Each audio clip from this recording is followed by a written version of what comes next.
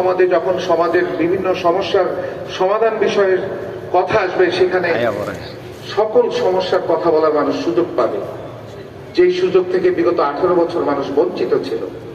এবং তখনই সমস্যার সমাধান প্রকৃত অর্থে হবে যখন এলাকার সমাজের প্রত্যেকটি অংশ সবাই মিলে সেখানে মতামত দিবে এবং ঐক্যবদ্ধ মতামতের মাধ্যমে একটি সিদ্ধান্ত উপনীত হবে যে কিভাবে সমাজের বিভিন্ন সমস্যা সমাধান করা যায়।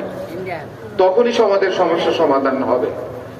আমি মনে করি না, আমি যদিও একজন রাজনৈতিক দলের কর্মী, আমি বাংলাদেশি জাতীয়তাবাদে বিশ্বাস করি, আমরা মনে করি না যে রাজনৈতিক দলের কোনো নেতা এককভাবে কোনো এলাকাকে শাসন করতে পারে। আমি মনে করি যে সমাজের সকল অংশকে নিয়ে এলাকার বিভিন্ন সমস্যার সমাধানে কাজ করতে হবে।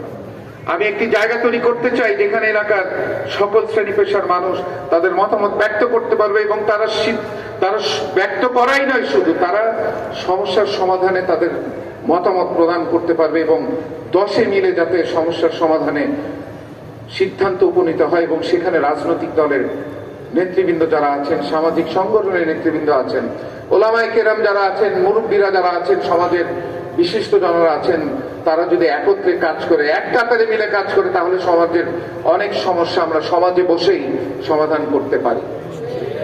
এলাকাবাসী, আমাদের এই ধরনের মাহফিল ইনশাআল্লাহ আগামী দিনে আরো অনেক বেশি বেশি হবে।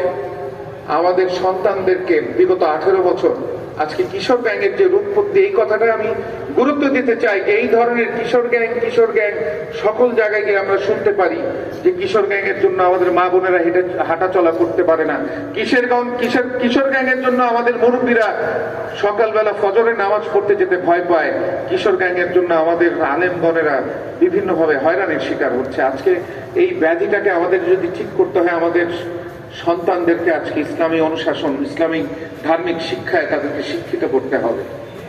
এর জন্য প্রয়োজন অনেক বেশি বেশি ইসলামিক সম্মেলন, এর জন্য প্রয়োজন অনেক ভালো ভালো মাদ্রাসা এবং মসজিদের বিভিন্ন কর্মকাণ্ড আমাদেরকে সহযোগিতা করতে হবে।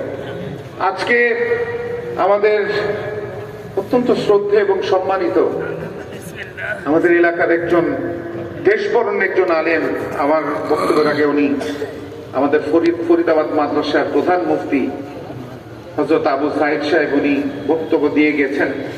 উনি কাদিয়ানীদের বিরুদ্ধে বক্তব্য দিয়ে গেছেন। ইসলাম ধর্মের 73টি ভাগ হবে এবং শুধু একটি ভাগ সঠিক পথে থাকবে। সেই সঠিক পথ যারা দেখায় আজকে এই সম্মেলনে তারা উপস্থিত আছেন। আমরা এই কথাটি আমি বলতে চাই যে আজকে বিভিন্নভাবে বিভিন্ন গোষ্ঠী আমাদের ইসলাম ধর্মের মানুষকে বিভক্ত করতে চাচ্ছে, সেখানে আমাদেরকে সতর্ক হতে হবে।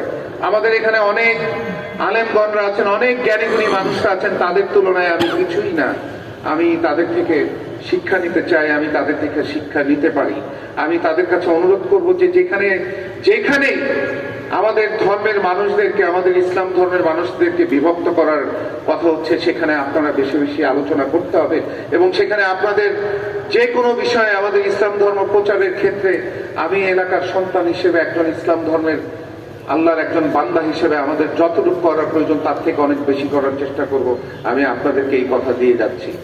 প্রিয় এলাকাবাসী, আমরা সকলে মিলে আমাদের দেশটাকে সুন্দর করতে হবে। আমাদের আগামীর ভবিষ্যৎ, আমাদের সন্তানদের ভবিষ্যৎ উজ্জ্বল করতে আমাদেরকে একত্রে কাজ করতে হবে। আমি আর বক্তব্য বাড়াতে চাই না, আমি এখানে রাজনৈতিক বক্তব্য দিতে আসিনি। আমি এখানে আমার যে স্বপ্ন, যে এলাকার মানুষকে সম্পৃক্ত করে সমাজের যে শাসন ব্যবস্থা আমি করতে চাই, এলাকার আলেমদেরকে সম্পৃক্ত করে আমি যে শাসন ব্যবস্থা করতে চাই, সেটি বলার জন্য আপনাদের কাছে আছে এখানে উপস্থিত হয়েছে। আমি আপনাদের দোয়া চাই, আপনাদের সহযোগিতা চাই। আমরা চাই যে সকলে মিলে আমাদের সমাজকে সুন্দর করতে, আমাদের যেখানে ইসলাম ধর্ম বিনা বাধায় প্রচার হবে এবং এই কাদিয়ানীদের বিরুদ্ধে যে বক্তব্য আমাদের হুজুর দিয়ে গেছে তার সাথে আমি একমত পোষণ করি এবং এখানে আমি একজন ছোট্ট মানুষ, ছোট্ট জায়গা থেকে আমার যা যা করার প্রয়োজন আছে আমি সেটি করবো।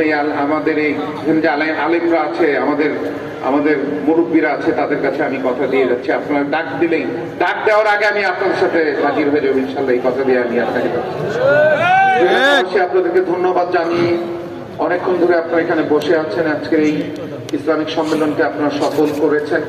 এখানে যারা এই সম্মেলন করার ক্ষেত্রে রাত দিন যারা পরিশ্রম করেছেন তাদের কাছে আমি কৃতজ্ঞতা জানিয়ে ধন্যবাদ জানিয়ে আমার বক্তব্য এখানে শেষ করছি।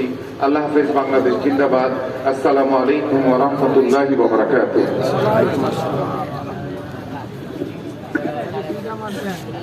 ধন্যবাদ আমাদের বিশেষ অতিথি জনাব তানভীর আহমদ রবিন সাহেবকে। ইসলামের পক্ষে তিনি যে বক্তব্য দিয়েছেন, আল্লাহ পাক যেন মৃত্যুর আগ পর্যন্ত তার উপর অটল থাকার তৌফিক দান করেন। এদেশে রাষ্ট্রীয়ভাবে কাদিয়ানীদেরকে অমুসলিম ঘোষণা করা হোক, এই পক্ষে আমরা কি নই? আমরা কারা কারা এই পক্ষে আছে একটু আল্লাহ পাককে হাত উঠিয়ে দিই। আল্লাহ পাক আমাদের এই দাবিকে পূরণ করার তৌফিক দান করুন। সম্মানিত উপস্থিতি, আমাদের আজকের প্রধান আকর্ষণ এখন উপস্থিত হন নাই। বাংলাদেশের বরেণ্য ওয়াইজ এবং বক্তা জনাব হাফিজুর রহমান সিদ্দিক সাহেব কুয়াকাটা তিনি আসবেন। এই পর্যায়ে আমাদের সামনে কোরআন ও হাদিস থেকে গুরুত্বপূর্ণ আলোচনা পেশ করবেন তারুণ্যের অহংকার সুমিষ্টভাষী বক্তা আলহাজ হযরত মাওলানা মুফতি আব্দুল কাইয়ুম সাহেব, ইমাম খতিব গাউসুল আজম জামে মসজিদ পুস্তগোলা। আলহাজ হযরত মাওলানা মুফতি আব্দুল কাইয়ুম সাহেব, ইমাম খতিব গাউসুল আজম জামে মসজিদ পুস্তগোলা। আমি হযরতকে তার মূল্যবান তাকরীর পেশ করার জন্য মাহফিলের পক্ষ থেকে সবিনয় অনুরোধ জানাচ্ছি।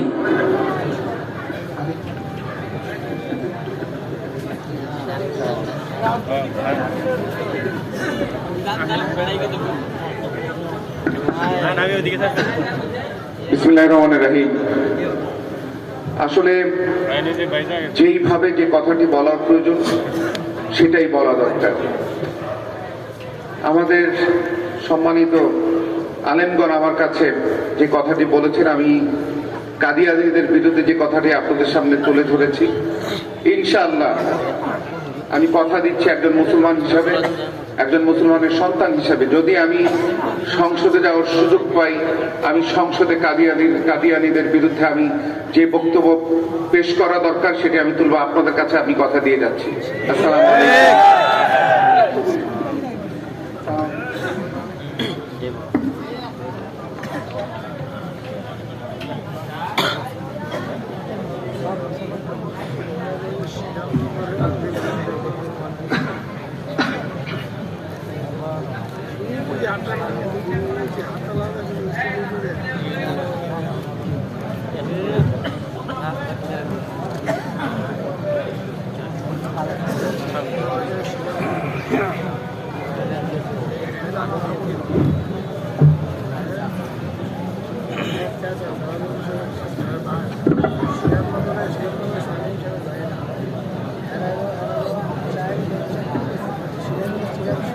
السلام عليكم ورحمة الله وبركاته.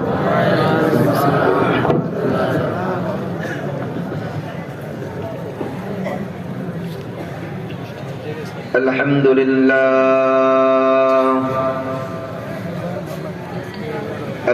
لله نحمده ونستعينه ونستغفره ونؤمن به ونتوكل عليه ونعوذ بالله من شرور أنفسنا ومن سيئات